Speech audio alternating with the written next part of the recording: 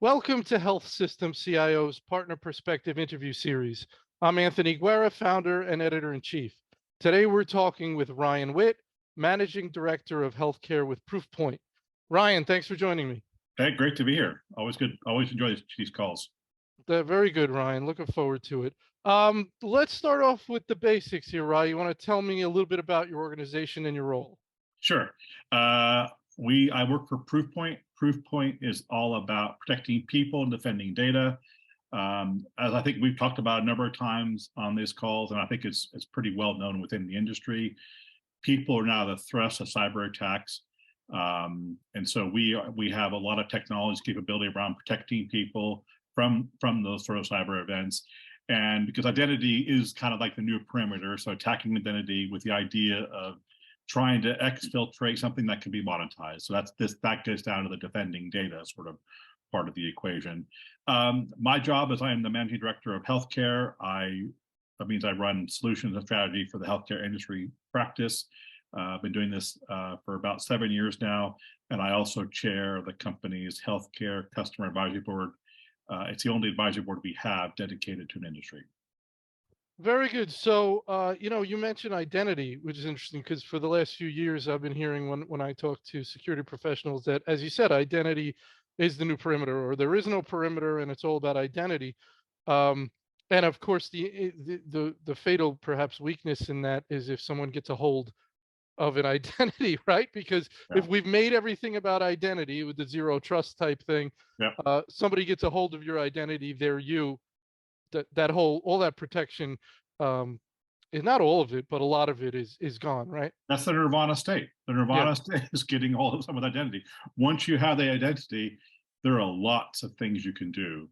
A lot of nefarious things you can do to monetize that activity. So yes, getting a hold of identities is the kind of the goal and the key right now for most threat actors.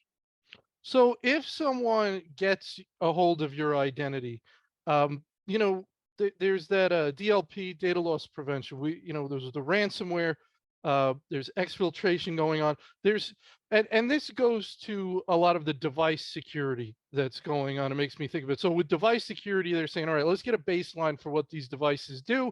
So we understand what they're supposed to do. And if they do something they're not supposed to do, we get an alert. If it's acting like it's not supposed to be acting.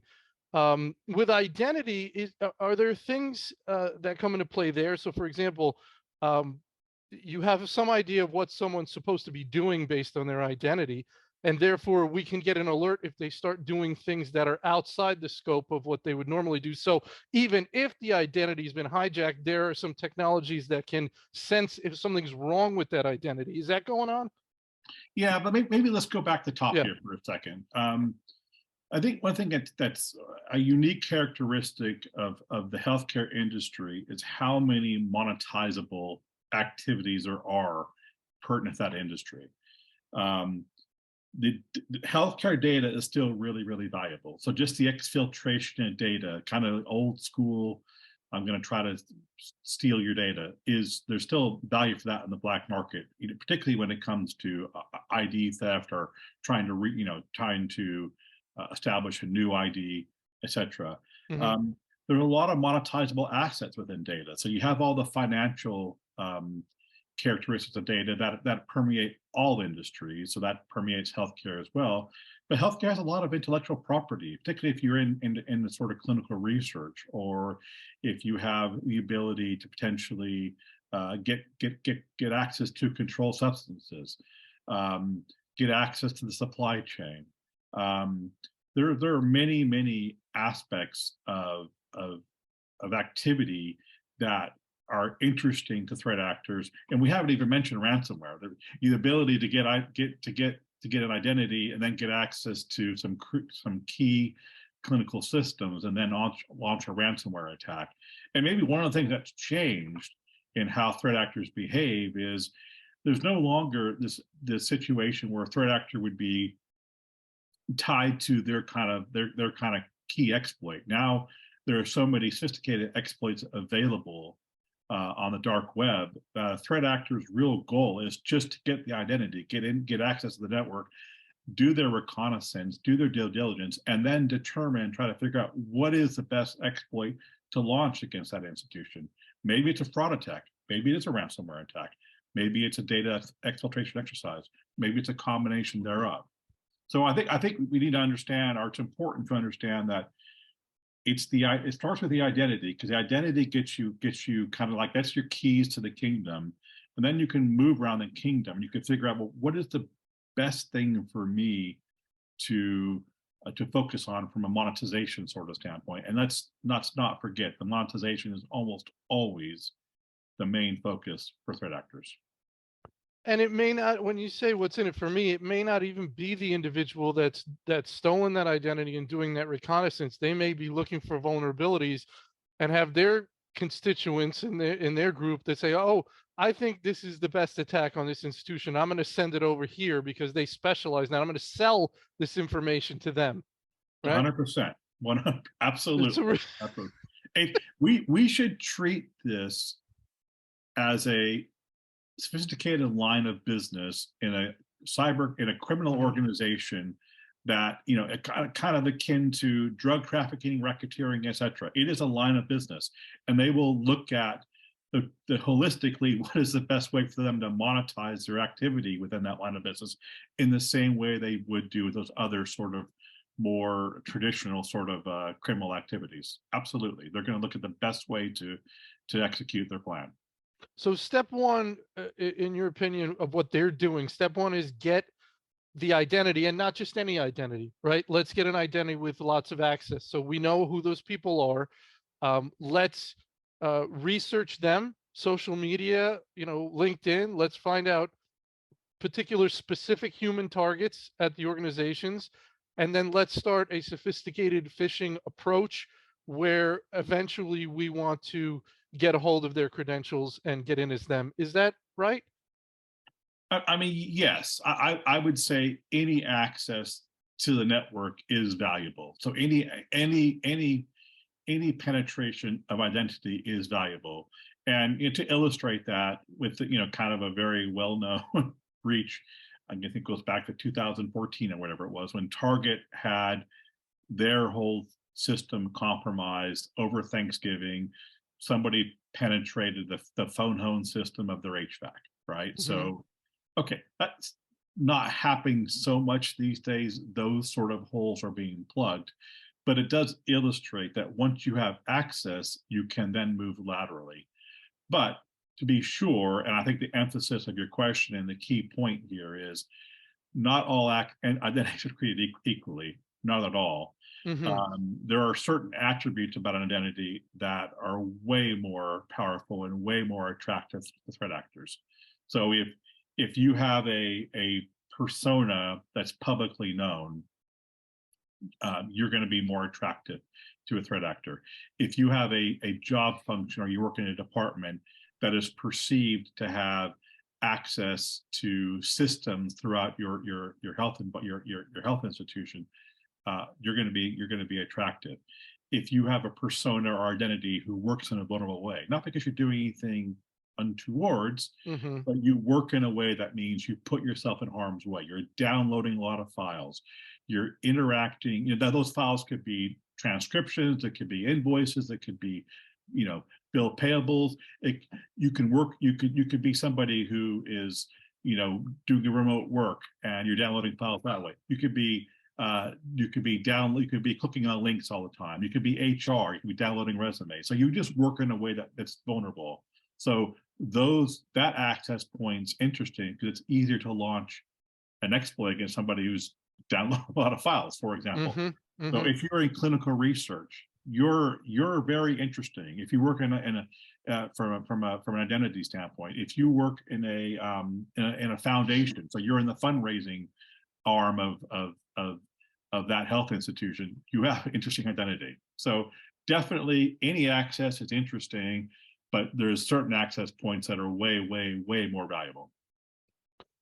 Right. And so the bad guys know that, and the most of the good guys know that. The most of the CISOs that you speak to, or I mean, that's sort of a skewed sample set because if they're reaching out to you, it shows they may have this top of mind.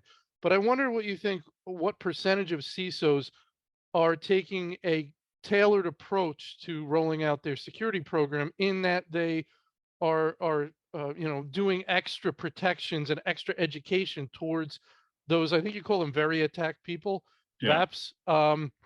Do you think that's prevalent? Do you think that everyone's doing that, or you think there are some that are just taking sort of a blanket, everybody gets covered the same way? I think the industry is finally shaking off what I call the meaningful use era. So the meaningful use era was all around, I have to check boxes, cybersecurity boxes, security boxes to qualify for, funds to go roll out by EMR.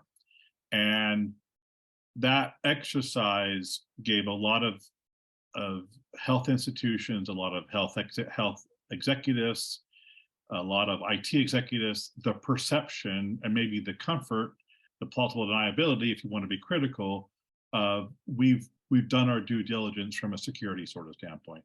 I think the more savvy security executives, IT executives knew that the box checking exercise wasn't always going to result in a secure, robust security posture. Hmm. And we paid the price as an industry, we paid the price for that. I think we've moved a long way forward since then.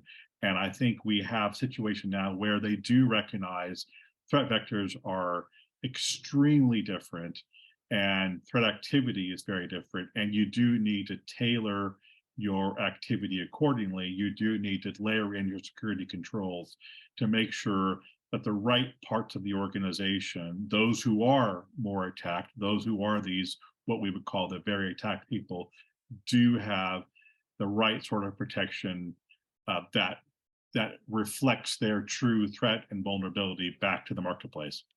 All right, so we understand that different constituencies are attacked at different levels. Let's get a little more into specifics. Yeah. Understanding that as a CISO, I would imagine there's sort of two areas you need to cover. One would be technologies and tools, things you need to roll out for those individuals, and then perhaps education. You mentioned research before. I wonder how many people working in research have ever been told that they're a highly attacked target.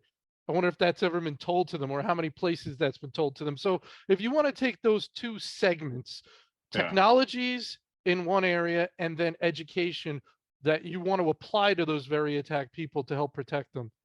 Yeah, I think it's a great question and one that worthy of discussion. I think at the VIP level, the very important people, the classic term, I think both institutions know that those people require layers of security. They're going to be attacked.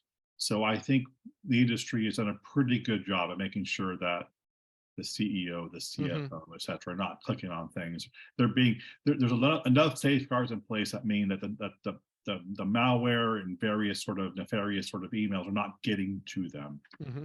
Um, I think the VAP area, the very attack people, is a little bit different. I recall this incident or this instance in an academic healthcare institution noted for its research, noted for its genomic research, um, and it was a kind of almost a case study in how important it is to make sure you protect who's being attacked, and a case study to what degree the threat actors will use their sort of social engineering and due diligence to try to understand that institution.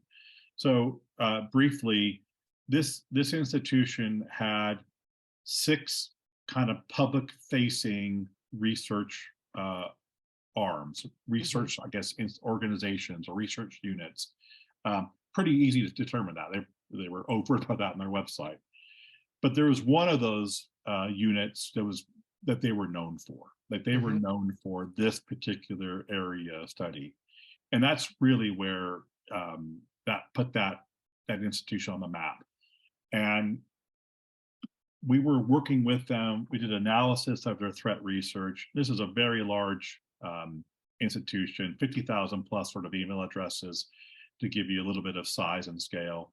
60% of all of their nefarious emails or sort of malware sort of attack sort of emails we're going to we're going into the research institutions or these research units, and within those six different units, 90% of that 60% were going to this one research unit, and within that one research unit there were about half dozen or so, sorry, about a dozen or so individuals within that research unit that were receiving like 50% of the attacks. Hmm. So Yeah. not super granular. It got down from a this broad based organization. Broad. Then they were focusing on research, and they were focusing on this one research unit, and then they were really focusing on a few departments within that research unit. That's the level of social engineering that the bad actors will go to make sure they're attacking what they believe to be the most valuable portion of that institution. In that instance, no, I think to your question now, there was not the level of granularity in security layers and controls, education, awareness that these people who are really doing really important work and really meaningful work would be involved in activity that'd be so valuable to a cyber criminal organization or threat actors. I think those people were just kind of consumed in what they do, and I don't think had a sense of how valuable that work would be to a cyber attack. And so I think that's the kind of thing where we do need to think about and use the prevalent research that's available today from threat research organizations like Proofpoint that says, yes, we can make a determination of where is likely to be receive the most threat activity, and therefore what are those sort of controls that need to be put in place to make sure that those particular individuals or those particular departments within a health system are being adequately protected. So you can, that's obviously very valuable information to have. I assume that an organization needs to engage a company like Proofpoint to get that level of detail. If you're a CISO and you say, I want to know where the attacks are going, I want to know where the email attacks are going, and I want that kind of data so I can react accordingly. So there's the general information that you said is, I guess, available online for anyone, and you're on your site with the information about the attacked constituencies. But if you want that granular information about your specific institution down to the email address level, that's sort of something that you need to engage someone like Proofpoint to get. You would, yeah, you Hmm. would, and I think then it goes back to the tool sort of standpoint. You look at how do you protect those people, and how do you put the right sort of layered sort of controls in place, whether it's things like isolation technology or data loss prevention.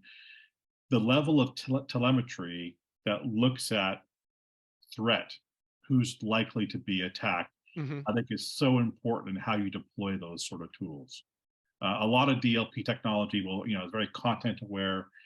There's behavior awareness, and in terms of like, is this person doing things that are outside of the normal activity, or is this person working with Right. content that's valuable? Those are kind of more common attributes of these sort of tools. But I think layer in that threat angle, saying, yes, this person is dealing with sensitive content. Yes, this person might be doing something that's outside of the characteristics you would expect of that job function. And this person is historically, or this job function historically, this department historically is also heavily targeted. Yeah, in all our conversations, I mean, this is so important from your point of view. You need to know this. You need to understand this, and this needs to be your starting point. You can't just roll out technologies, security technologies. That's not the best way to develop your security posture. You must start with this approach. Am I right? That's always been your I think philosophy. I think it's essential. I think it's essential for a lot of reasons. One is I think that's how you provide the best layer of defense for where the attacks are occurring, number Hmm. one. Number two is it would be great to think we could roll out the gold or platinum standard to everybody in the institution. That's not pragmatic. It's not possible. You don't have the resources. You don't have the budgets. You can't respond to that many alerts. I mean, it's just not pragmatic.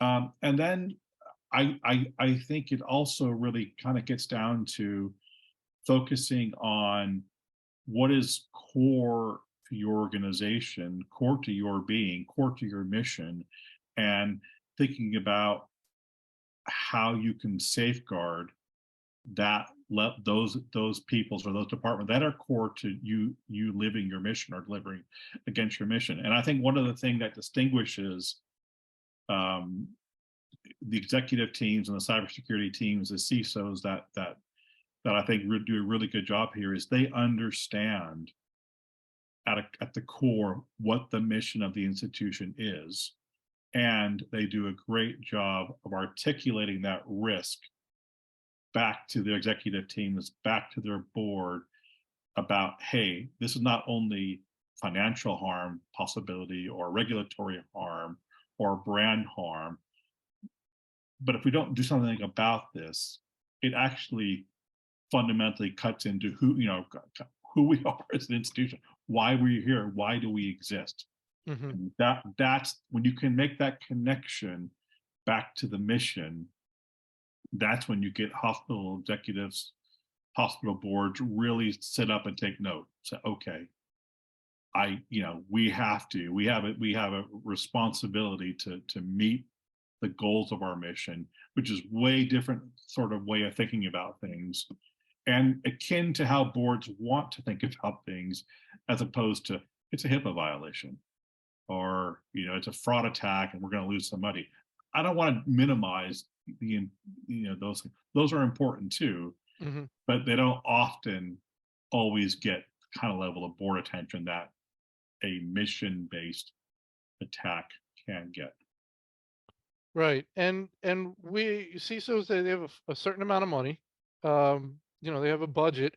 And if you're not being targeted with your approach when you're rolling out technologies, is it makes sense to say you may buy more licenses of a particular technology than you may need because you're using a blanket approach, and therefore, if you were more targeted, you would apply those licenses to certain people and have the rest of that money left over to put somewhere else. You would be spending your money more wisely if you took a targeted approach. Does that make Well, sense? that's I would totally agree with that. There's an elegance and sophistication to layer your controls to where you think you need where your organization needs that level of protection. Not everybody needs that. Okay, so recognizing this is when you think about, for example, going back to my discussion a little bit earlier about thinking about who in your organization just works in a vulnerable way. You know, they might be a casual worker who's, I can't have the right word. There might be a consultant who Hmm. actually is more or aligned to a different organization or different institution, but they consult to you for a little bit. So therefore, they're using messaging tools that you don't have necessary control over. They might be on your network, and it's harder to get them off your network.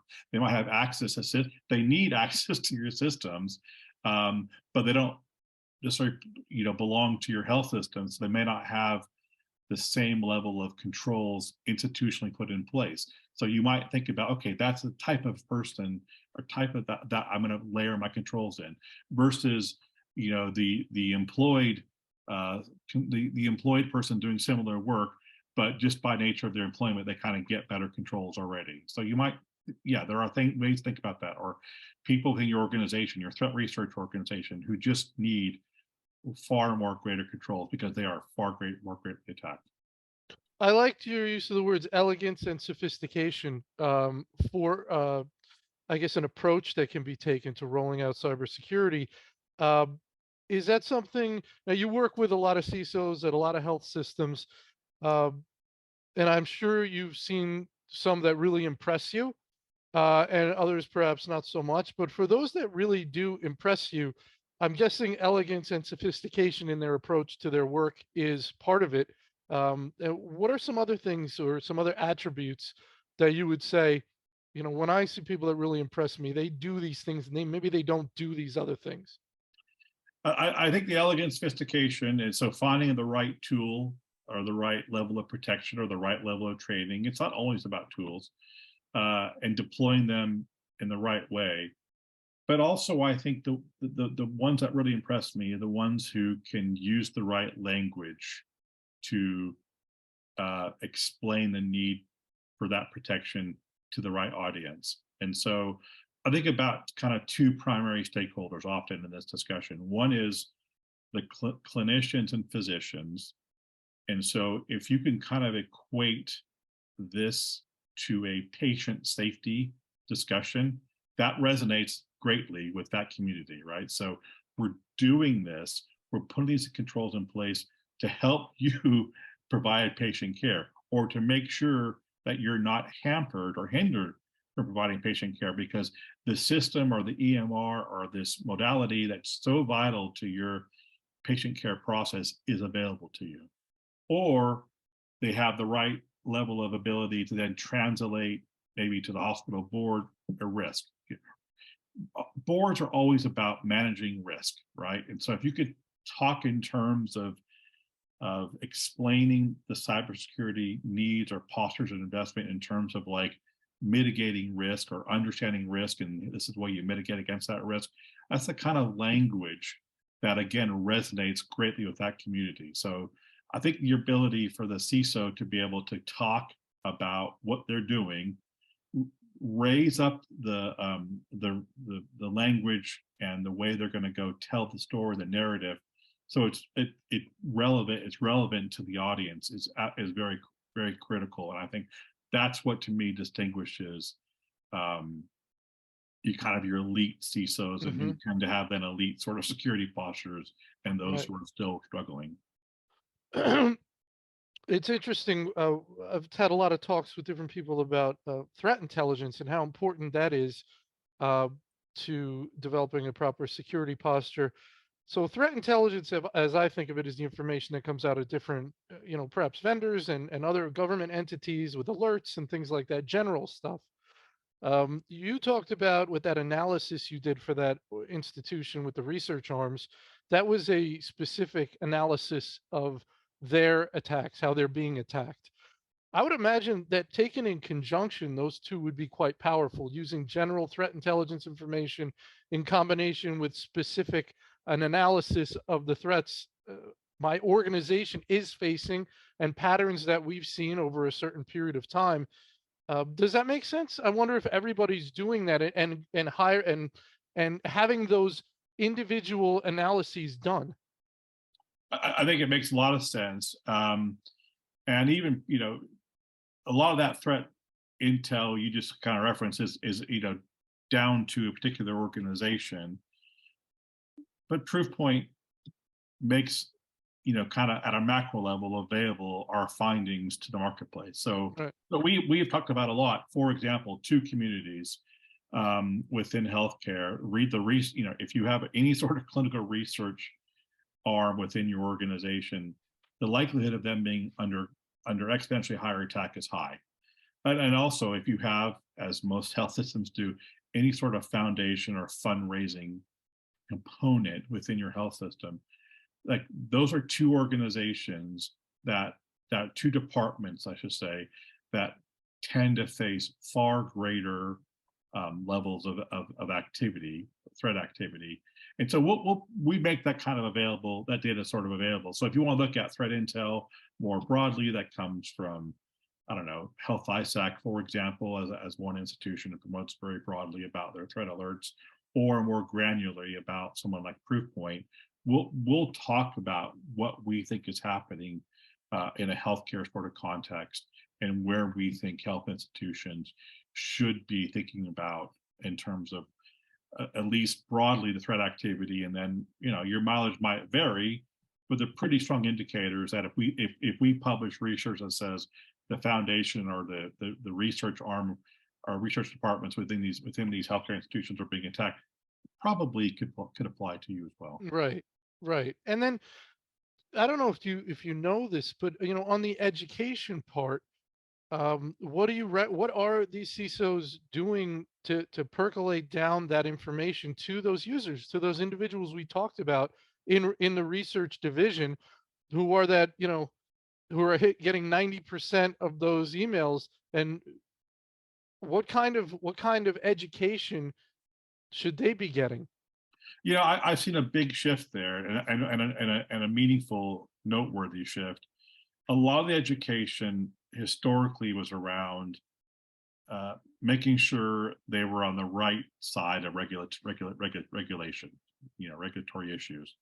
Again, not that that's not important. Of course, it's important, but more and more the education these days is trying to explain to the user um, that it's a patient safety or patient care sort of issue, and that as we've seen with a number, too many, I would say, high profile events where they have a ransomware event, ransomware attack, and that health system is essentially decapped for a month, 6, 8 weeks.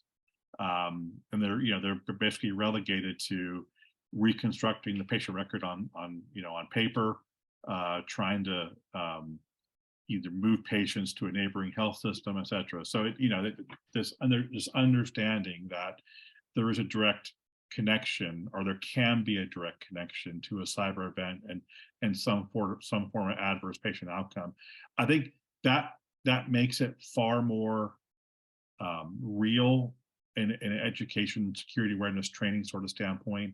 I think that resonates more greatly with those users, as opposed to some code somewhere, some sort of regulation that I can't do this. Okay, fine, I won't do that. But if you start saying, oh no, if you give access, if you give access to your credentials, or someone compromises your identity, the ramifications can be far more severe than just you falling foul of a regulation. Yeah, it's I mean, it makes total sense. What I find bizarre sometimes, I guess it's just PR, is, we put in these systems to improve patient safety, right? To improve patient safety, to make healthcare better. And yet sometimes when they come offline to a ransomware event, they say there's been no impact whatsoever on patient care. Well, you can't have it both. You can't Yeah, have it well, both ways, right? You yeah, can't spend $1 billion no, and say we're spending this to improve patient care, and it goes away, and you say, oh, we're good. No change. So, yeah, no. It's we. I mean, respectfully, we know that's not accurate, oh right? yeah, If you yeah. if you lose access to your EMR, or if you lose access to some critical systems, it has got to impact Right. patient care. It And has. that's what we're telling people to get Yeah, them to be safe.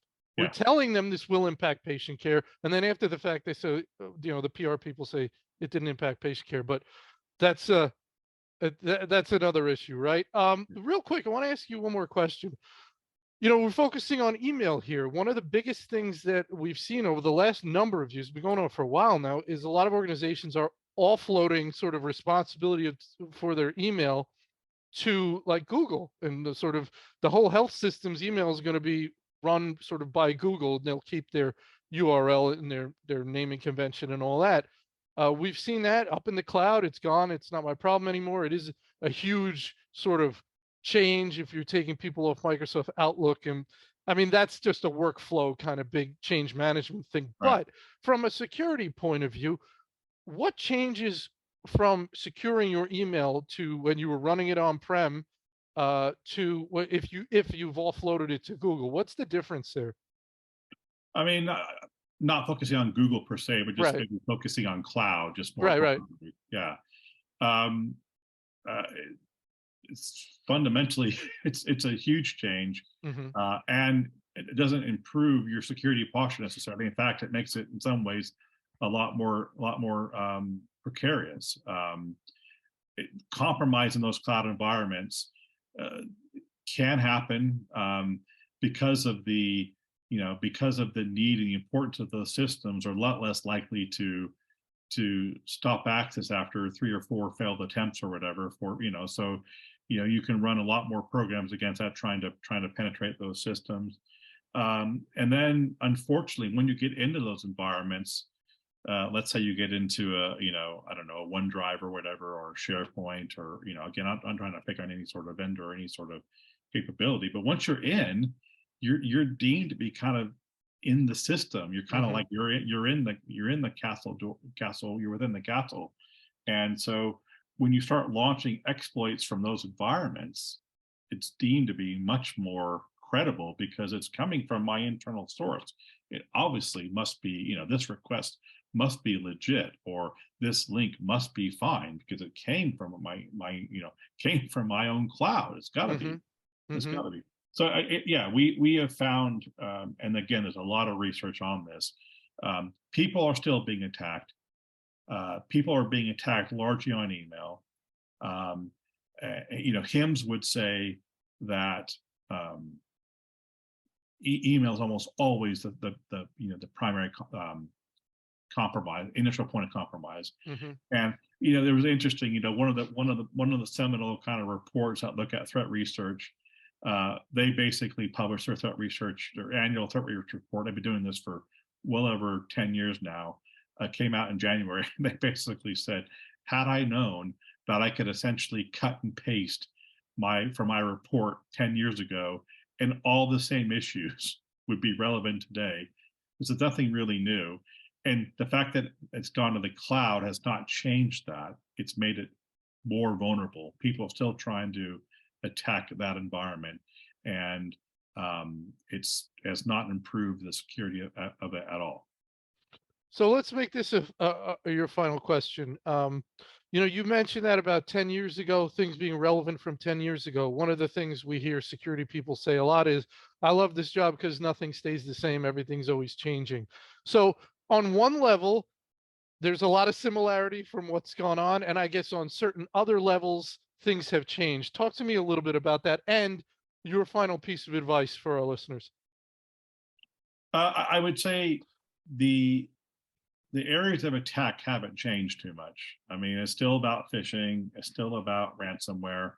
Uh, we didn't see fraud attacks 10 years ago, so that's a recent. I don't know if it's recent. It's now good. It's been a good 5 years where fraud attacks have been. Um, the tactics have changed, Hmm. and quite possibly, I don't know, a few years from now we'll be talking about deep fake technology or whatever, or but the point is they're still trying to do the same thing. They're trying to penetrate the Hmm. system. They're trying to compromise an identity. They're just using different tactics to do so. Social engineering didn't exist 10 years ago. Social engineering is a core component now of a attacker's sort of arsenal. And so that, it's the tactics and all that have noteworthy that made noteworthy changes. Um, so I think that's what keeps the role particularly interesting, and the ability to go penetrate the system. And the things that we talked about 10 years ago are happening, but some of them, it's interesting, and some of them don't really have not evolved in the way I kind of thought they would evolve. So I think it was a Black Hat 2008 or so, Barnaby Jack, kind of one of the notorious sort of hackers, white hat hackers, got on stage and demonstrated how he could basically compromise a pump in a Hmm. fusion pump, Hmm. right? And everyone said, okay, medical devices are going to be the newest attack vector. You go back 15 years ago, 15 years later, we don't see too many examples of infusion pumps being attacked. And it's not because the security of those have improved over time. They haven't really improved much at all. In fact, many of them are still very vulnerable. What's changed, however, is how valuable that old school attacks still are. So it's still attackers, cyber criminal organizations just don't make a lot of money just doing phishing sort of attacks, penetrating identities, ransomware style attacks. And so, these sort of new style attacks, like attacking internet of devices or medical devices, are coming, but they're not really there yet. You Um, said let me just jump in. You said yeah, that before, that it's a lot easier to write an email than to hack an infusion. I'm sorry, it's even funny to say, than to hack an infusion pump, it's right? hard, right? I mean, yeah, you could teach somebody within a couple of days how to go onto various social media websites and start building a profile and start, well, you can think about Chat GPT these days. Right. Right. Write an email, Right. as if I was a physician, Right. you know, looking for a new system to my IT. I mean, there are a lot of tools to help you with that. Yeah. There aren't so many tools that tells you how to go penetrate and a security diagram of an infusion pump, and what are the radio transmission frequencies and all that sort of. You don't really find Right. that so much. Right. Right. All right. Any other final thought? I interrupted you, and I probably messed up your train of thought in that last Well, question. But you asked what's the final advice. I think my final advice would be recognize that your healthcare, unfortunately, is still at the forefront of activity for cyber criminals. They see a lot of valuable data in this industry, and they're trying to compromise, penetrate identities, and not all identities are treated equally. So figuring out who's more likely to be attacked, based on their job function, based on their access to systems, based on the way they work, I think is a significant clue about how you should go layer in your security controls. yeah, and about how things have changed. To me, it seems like the bad guys have gotten much more organized, right? They're much more formal, much more. We talked about handing off an exploit to whoever might do it best. They're not going away.